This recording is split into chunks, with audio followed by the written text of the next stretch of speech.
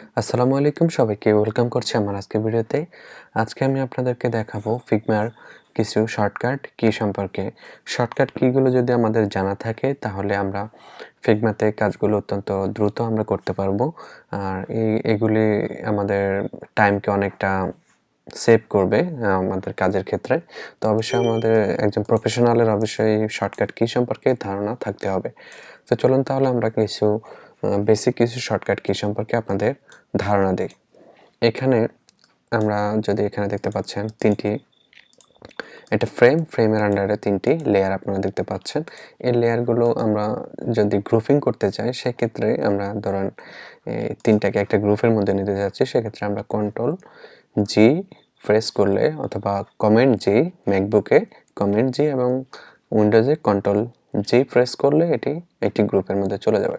আপনারা দেখতে পাচ্ছেন একটা গ্রুপ। এই গ্রুপটা আপনি যদি এখানে টাইটেল দিতে চান 3 বক্স, এভাবে টাইটেল দিয়ে আপনি রাখতে পারবেন। এখানে আপনি তারপরে এখানে আপনারা দেখতে পাচ্ছেন যে টুলসগুলোর সাইডে আপনারা দেখতে পাচ্ছেন প্রত্যেকটা টুলসের সাইডে আপনারা শর্টকাট কিটা লেখা আছে। এখানে আপনি যাচ্ছেন মব টুলটা শর্টকাটে নিতে যাচ্ছেন, সেক্ষেত্রে ভি প্রেস করলে কিবোর্ড থেকে ভি, তখন মব টুলটা সিলেক্ট হবে। এখন আপনার যদি ফ্রেম দরকার হয় কিবোর্ড থেকে আপনি এফ সিলেক্ট করুন, তাহলে আপনি একটি কাস্টম সাইজের ফ্রেম আপনি নিতে পারবেন বা এখান থেকে আপনি ফ্রেম সিলেক্ট করে ফ্রেম নিতে পারবেন এফ, কিবোর্ড থেকে এফ। তারপর এখানে স্লাইস আছে। তারপরে এখানে আপনারা দেখতে পাচ্ছেন রেক্টেঙ্গেল। আপনি যদি রেক্টেঙ্গেল নিতে চাচ্ছেন সেক্ষেত্রে আর প্রেস করুন কিবোর্ড থেকে, আর প্রেস করলে আপনি রেক্টেঙ্গেল ড্র করতে পারবেন। তারপরে এখানে লাইন এল প্রেস করলে আপনি লাইন টুল সিলেক্ট হবে। এরপর আপনি দেখতে পাচ্ছেন অ্যারো, শিফট এল যদি আমরা দিই সেক্ষেত্রে অ্যারো নিতে পারবো। তারপরে ইলিপস দেখতে পাচ্ছেন। মোট কথা আপনারা এখানে প্রত্যেকটা পাশে রাইটে আপনি যে লেটারটা দেখতে পাবেন সেটি মূলত হচ্ছে শর্টকাট কি। আপনি সেটির মাধ্যমে খুব সহজে আপনি শর্টকাট ইউজ করতে পারবেন বা শর্টকাট কিগুলো আপনি জানতে পারবেন। এখানে আমরা যদি ধরুন নর্মালি পেন টুল নিতে যাচ্ছি, তাহলে কিবোর্ড থেকে ফি প্রেস করলে আমরা পেন টুলটা নিতে পারবো। তারপরে এখানে আপনারা দেখতে পাচ্ছেন টি, কিবোর্ড থেকে টি প্রেস করলে আমরা টিটা নিতে পারবো, মানে টাইপ টুলটা নিতে পারবো। তারপর এখান থেকে যে হ্যান্ড টুলটা আমরা স্পেস বারটা চেপে ধরে আমরা হ্যান্ড টুলটা ইউজ করতে পারবো। স্পেস বারটা চেপে ধরে আমরা যে আর্টবোর্ডটাকে লেফট এবং রাইটে ভিউ করে দেখতে পারবো। তারপরে কিবোর্ড থেকে কন্ট্রোল মাইনাস ক্লিক করলে এটি জুম আউট হবে এবং কি কন্ট্রোল প্লাস করলে জুম ইন হবে। Control plus and control minus.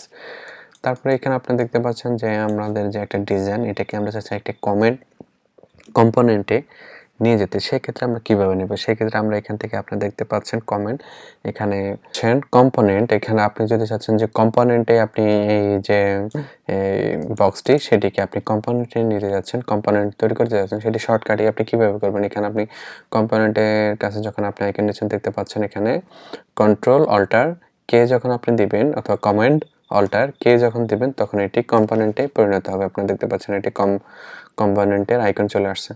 এরপরে আপনি যদি অটো লেয়ারে নিতে চান, কোনো একটি অটো ফ্রেমে নিতে যাচ্ছেন, এটিকে ধরুন এই যে ফ্রেমটি, এটিকে অটো ফ্রেমে নিতে যাচ্ছেন, সেক্ষেত্রে আপনি কীভাবে করবেন? সেক্ষেত্রে শিফট এ যখন আপনি দিবেন সেটি অটো লেয়ারে চলে আসবে। অটো লেআউট অ্যাড সাকসেসফুলি আপনি দেখতে পাচ্ছেন অটো লেআউট অ্যাড হয়ে গেছে।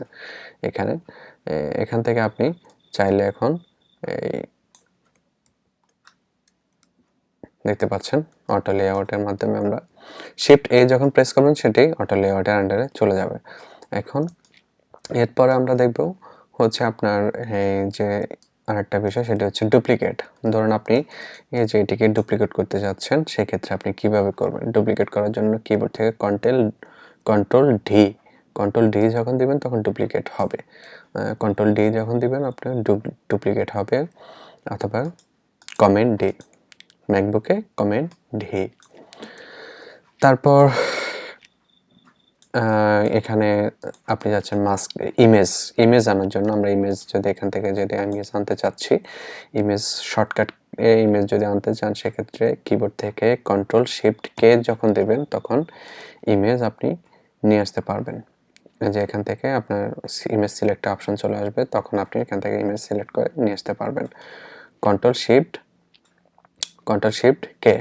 Ctrl+Shift+K যখন দিবেন তখন ইমেজের অপশন চলে আসবে। এভাবে মোটামুটি শর্টকাট কি সম্পর্কে বেসিক একটা ধারণা আপনারা পেয়ে গেলেন। আর বিস্তারিত আপনারা আরও যখন এখানে প্রত্যেকটা মেনুতে যাবেন এবং রাইট সাইডে দেখবেন, আপনারা শর্টকাট কিগুলো সম্পর্কে ধারণা পেয়ে যাবেন। আর কাজ করতে করতে অবশ্যই আপনি শর্টকাট কি সম্পর্কে আরও ধারণা পেয়ে যাবেন। এটি প্র্যাকটিসের একটি বিষয়।